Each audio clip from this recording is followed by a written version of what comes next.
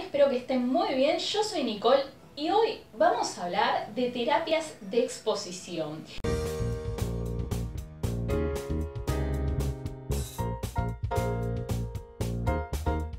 Probablemente si seguís mi canal tengas alguna idea de qué trata esto, pero si no, hoy te voy a contar más detalladamente en qué consiste. Para empezar, la exposición lo que hace es que a un estímulo temido o que nos provoque cualquier otra emoción es generar habituación y así extinguir la respuesta de miedo o digamos de cualquier otra emoción que se nos genere.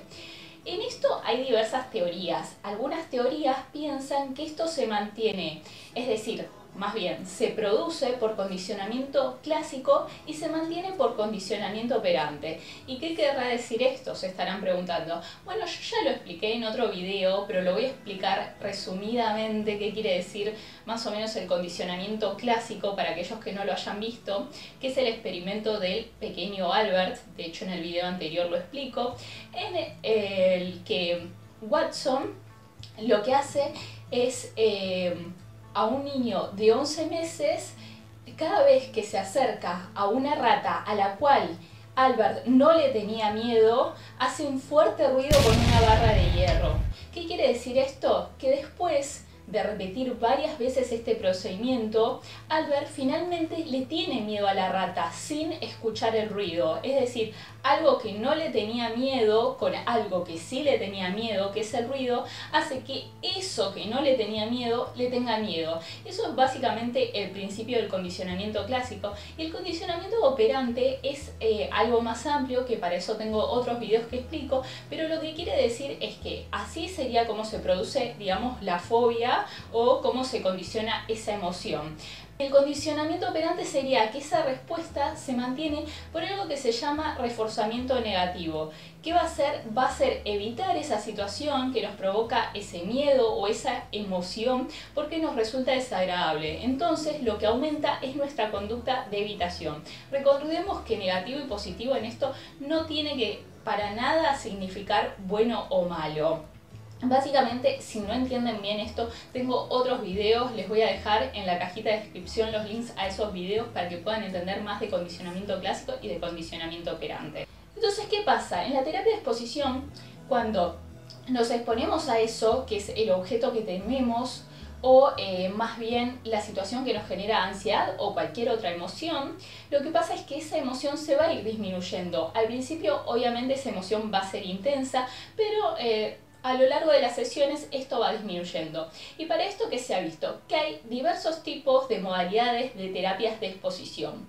La primera y la más eficaz es la exposición en vivo, que es el contacto directo con el estímulo temido. Bueno, ahora ¿qué pasa? Este procedimiento tiene dos tipos de modalidades posibles. Una de las modalidades es la que se llama inundación, que quiere decir exponerse directamente a ese estímulo. Y la otra es la modalidad gradual. ¿El gradual qué es? Que se van haciendo situaciones de aproximación cada vez más hasta llegar plenamente al objeto temido. En general, lo que se recomienda es que sea gradual. ¿Por qué? Porque la inundación puede ser algo tan aversivo que al final nos genere querer todavía evitar más la situación. Obviamente a los pacientes hay que decirles que la exposición es eficaz, pero eso no quiere decir que sin costo alguno, que no les va a generar ansiedad o miedo o situaciones en las que se sienta mal.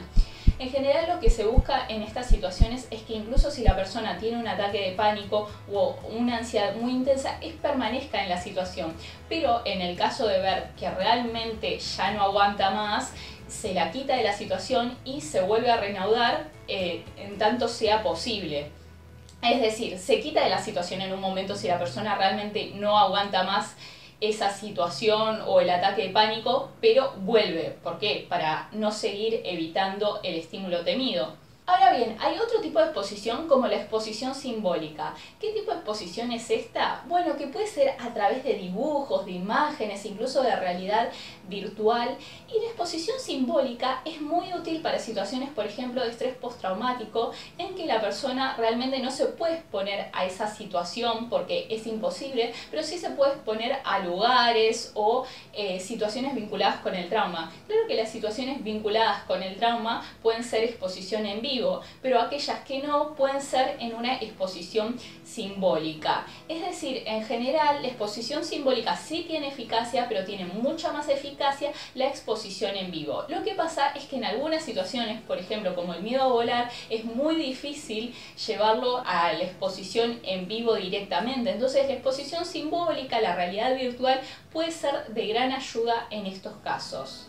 También la exposición simbólica sirve para aquellos que no se animan a hacer exposición en vivo directamente. Entonces también para pasar ese proceso gradual puedes empezar con exposición simbólica y después con exposición digamos en vivo.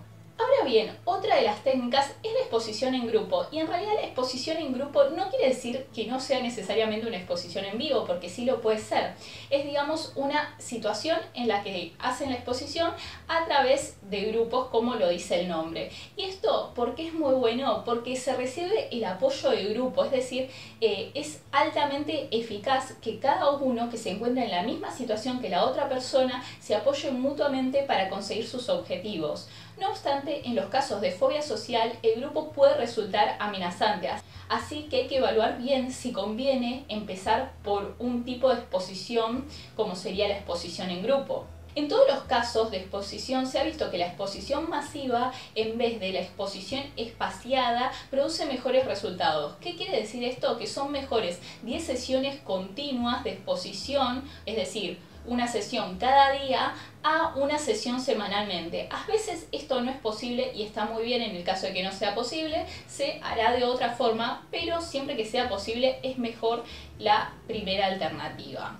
Y bueno, eso es todo. Antes que nada le quiero mandar un saludo a Natalia, que me habló por Instagram, y no olvides suscribirte si te gustó el video, darle a like, y nosotros nos vemos en un próximo video. Adiós.